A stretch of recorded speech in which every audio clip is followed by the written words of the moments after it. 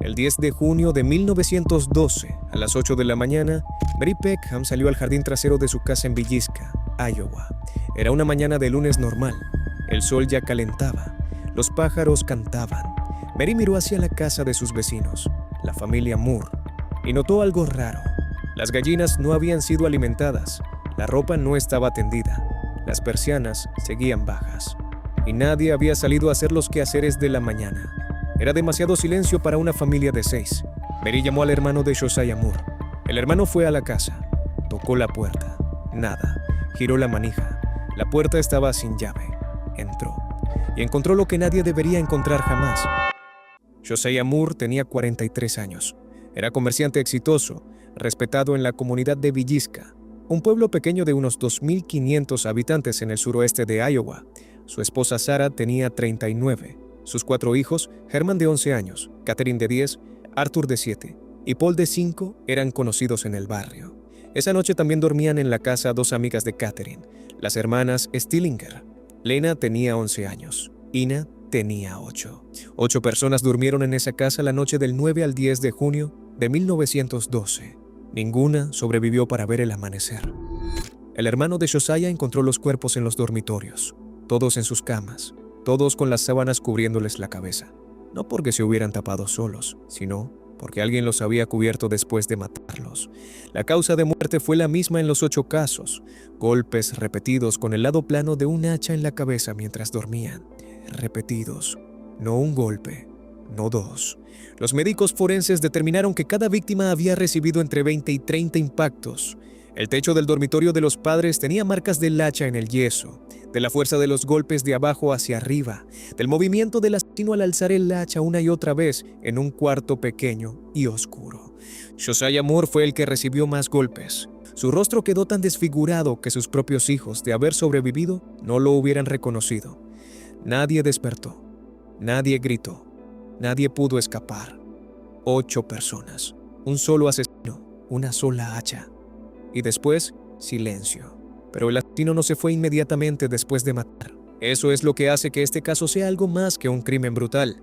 Es lo que le agrega una dimensión de perturbación psicológica que investigadores, criminólogos y curiosos llevan más de un siglo tratando de procesar.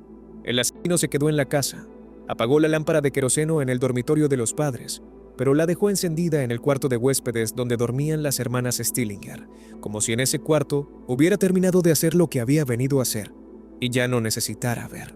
Fue a la cocina, encontró un trozo de tocino crudo, lo agarró, tapó todas las ventanas de la casa con prendas de ropa para que nadie pudiera ver hacia adentro desde la calle, y cubrió todos los espejos de la casa, todos, con telas o con prendas que encontró en los armarios. Una práctica que en 1912 era común durante los velorios, una costumbre de duelo, como si el asesino estuviera preparando la casa para el luto que él mismo había causado. Luego encontró agua en la habitación de los padres. Había una palangana. La usó para lavarse y se fue por la puerta trasera, en algún momento antes del amanecer, sin dejar huellas útiles, sin que nadie en Villisca lo viera salir. La noticia se esparció por el pueblo en horas. Para la tarde del 10 de junio, cientos de personas habían entrado a la casa Moore. Vecinos curiosos, periodistas, funcionarios locales, personas que simplemente querían ver. No había protocolos modernos de preservación de escena del crimen, no había cinta policial, no había cadena de custodia de la evidencia. Para cuando los investigadores intentaron recuperar huellas dactilares, rastros de sangre o cualquier otro elemento forense útil, la escena había sido tan contaminada por cientos de pisadas y manos que era prácticamente imposible distinguir qué pertenecía al asesino y qué a los curiosos. Fue el primer y más devastador error de la investigación. Los sospechosos fueron varios y ninguno fue jamás condenado. El primero fue Frank Jones, senador estatal de Iowa, empresario poderoso y enemigo declarado de Josiah Moore. Los dos habían tenido un conflicto comercial. Moore había trabajado para Jones. Luego se fue a competir directamente contra él llevándose clientes importantes, incluyendo una concesionaria de John Deere, que era uno de los negocios más rentables de la región. Jones tenía motivo. Jones tenía dinero para contratar a alguien. Y Jones tenía suficiente influencia política para complicar cualquier investigación que lo señalara, pero no había evidencia directa que lo vinculara con el crimen esa noche. El segundo sospechoso fue William Mansfield, un hombre con un historial criminal documentado de violencia con hacha contra su propia familia. Era el tipo de perfil que los investigadores modernos reconocerían inmediatamente como peligroso. Pero en 1912, sin bases de datos criminales, sin comunicación eficiente entre departamentos de policía de distintos estados, ese historial no fue conectado con el caso de Villisca a tiempo para ser útil. El tercer sospechoso, y el único que llegó a juicio, fue el reverendo George Kelly. Kelly era un predicador itinerante, de origen inglés, que había estado en Villisca el 9 de junio de 1912. Asistió al programa infantil de la iglesia presbiteriana esa tarde, el mismo evento al que fue la familia Moore, el último que Josiah y Sarah y sus hijos verían en vida. Kelly era zurdo. Los investigadores determinaron por las marcas de sangre en las paredes que el asesino también lo era. Kelly había sido visto mirando a la familia Moore durante el evento de la iglesia. Varios testigos lo recordaban, y Kelly tomó el primer tren que salió de Villisca la mañana siguiente, antes de que los cuerpos fueran descubiertos. En 1917, 5 años después del crimen, Kelly fue arrestado. Y en un momento de lo que sus defensores describirían después como colapso emocional bajo interrogatorio, hizo una confesión. Dijo que había entrado a la casa Moore esa noche, que había matado a los 8. Luego se retractó. Dijo que la confesión era falsa, que había sido presionado, que no recordaba nada de esa noche con claridad. El primer juicio terminó con el jurado sin poder llegar a un veredicto, 11 votos por condenar, 1 por absolver. El segundo juicio, en 1917, terminó en absolución. Kelly fue declarado inocente y el caso de Villisca quedó sin resolver. ¿Qué sabemos realmente? Más de un siglo después, sabemos que el asesino conocía la rutina de la familia Moore. Sabía que esa noche habría 2 invitadas durmiendo en la casa, las hermanas Stillinger. Eso sugiere que estuvo en el evento de la iglesia esa tarde, o que tenía información de alguien que estuvo. Sabemos que no hubo robo, no faltaba dinero, no faltaban objetos de valor. El asesino no fue por las pertenencias de la familia Moore. Sabemos que era físicamente fuerte. Matar a 8 personas en la oscuridad, en silencio, sin que ninguna despertara lo suficiente para alertar a las demás, requiere una combinación de fuerza, velocidad y frialdad que no es común. Sabemos que tenía algún tipo de ritual: los espejos cubiertos, las víctimas tapadas, el tocino, la palangana de agua. Estos no son los actos de alguien que mató por impulso y huyó en pánico. Son los actos de alguien que siguió un patrón, consciente o inconsciente, de comportamiento después del crimen. Y sabemos que salió de Villisca esa noche y nunca fue identificado con certeza. La teoría más aceptada hoy entre los investigadores que han estudiado el caso en profundidad señala a Henry Lee Moore, sin relación con la familia Moore de Villisca. Era un hombre de Missouri que en 1912 fue arrestado y condenado por matar a su madre y su abuela con un hacha mientras dormían. El mismo método, el mismo tipo de víctimas, el mismo periodo de tiempo. Antes de esos asesinatos en Missouri, hubo una serie de asesinatos con hacha en varios estados del centro de Estados Unidos: Illinois, Colorado, Kansas, Texas, con características similares al caso de Villisca, todos sin resolver. Todos con el mismo patrón de víctimas dormidas, el mismo arma, el mismo nivel de violencia sobre el cuerpo, después de la muerte. Algunos investigadores creen que Henry Lee Moore fue un asesino en serie que recorría el país en tren cometiendo estos crímenes durante años, que Villisca fue uno de muchos, no el único, no el primero, no el último. Henry Lee Moore murió en prisión en Missouri en 1941. Nunca fue interrogado sobre el caso de Villisca. Nunca confesó nada más allá de los asesinatos por los que fue condenado. Hoy, la casa de la familia Moore sigue en pie en Villisca. Es una de las únicas casas de crimen del siglo XX en Estados Unidos que fue preservada casi en su estado original y que está abierta al público. Puedes reservar para pasar la noche adentro. Grupos de cazadores de fantasmas y curiosos viajan desde todo el país para estar en los cuartos donde ocurrió todo. La habitación de los padres, el cuarto de los niños, la sala donde el asesino se lavó las manos antes de irse. Es un edificio blanco, de 2 pisos, completamente ordinario desde afuera. El tipo de casa que no miraríamos 2 veces si pasáramos por esa calle. Y sin embargo, en el verano de 1912, alguien entró por esa puerta trasera, subió las escaleras y mató a 8 personas mientras dormían. 8 personas que habían pasado la noche anterior en la iglesia, que habían vuelto a casa tranquilos, listos para dormir, que nunca tuvieron ninguna razón para imaginar que sería su última noche.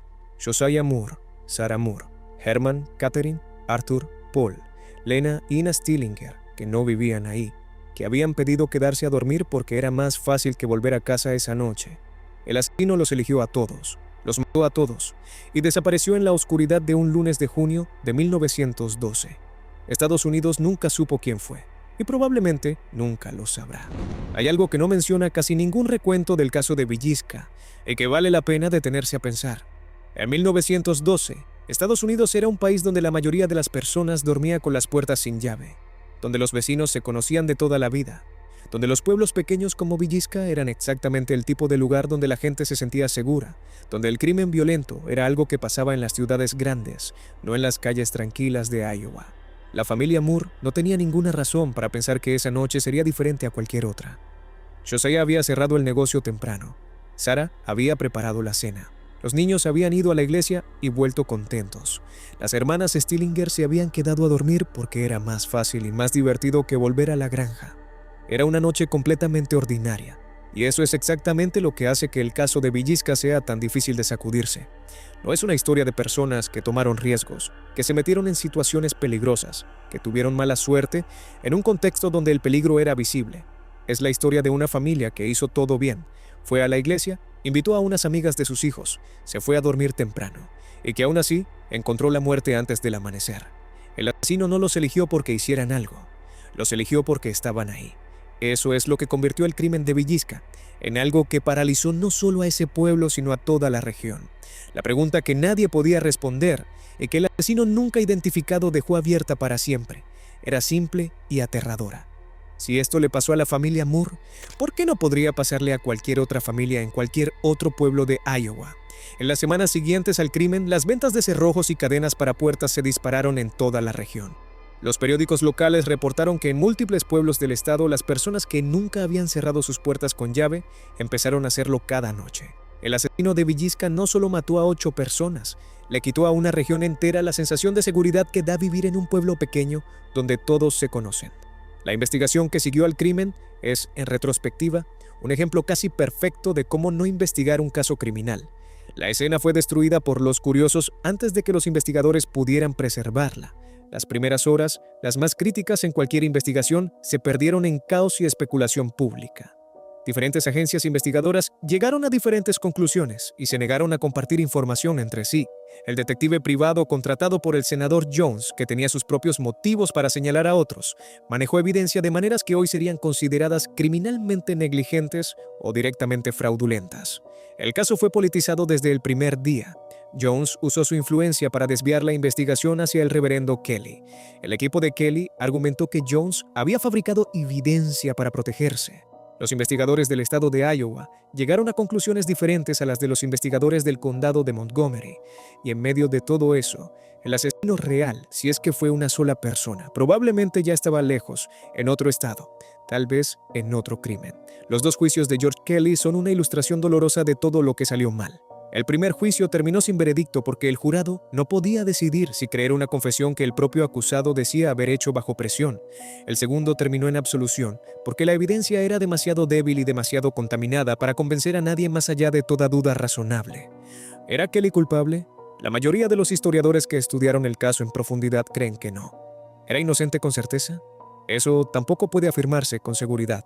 Y esa incertidumbre, esa imposibilidad de saber, es el legado del caso de Villisca. Más de 110 años después del crimen, la casa de la familia Moore sigue siendo uno de los lugares más visitados y más perturbadores del medio oeste de Estados Unidos. Los propietarios actuales la mantienen como museo y como destino para quienes quieren experimentar pasar la noche en una de las escenas de crimen más famosas de la historia del país. Hay quienes van por curiosidad histórica, hay quienes van en busca de experiencias paranormales. La casa tiene una reputación considerable en esos círculos, con múltiples equipos de investigación de fenómenos inexplicados que han reportado experiencias difíciles de categorizar. Pero más allá de todo eso, la casa de Villisca es un recordatorio de algo fundamental sobre la naturaleza del crimen sin resolver. No hay cierre, no hay respuesta final, no hay ese momento de la sentencia en el tribunal donde la víctima y su familia pueden respirar y decir que se hizo justicia. Solo hay preguntas que se acumulan sobre preguntas, teorías sobre teorías, y una casa blanca de 2 pisos en una calle tranquila de Iowa que guarda un secreto que nadie pudo extraerle. Josiah y Sarah Moore, Herman, Catherine, Arthur, Paul, Lena y Ina Stillinger.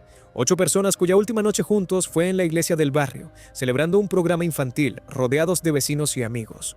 El asesino que entró a esa casa en la oscuridad del 9 de junio de 1912 se llevó sus nombres a la tumba. Estados Unidos nunca supo quién fue, y esa es quizás la parte más perturbadora de todo. No la brutalidad de lo que hizo, sino la impunidad perfecta con la que desapareció, como si el suelo de Iowa simplemente lo hubiera absorbido junto con la oscuridad de esa noche de verano. Dime en los comentarios de qué país te gustaría que sea el próximo caso de crimen. Nos vemos la próxima.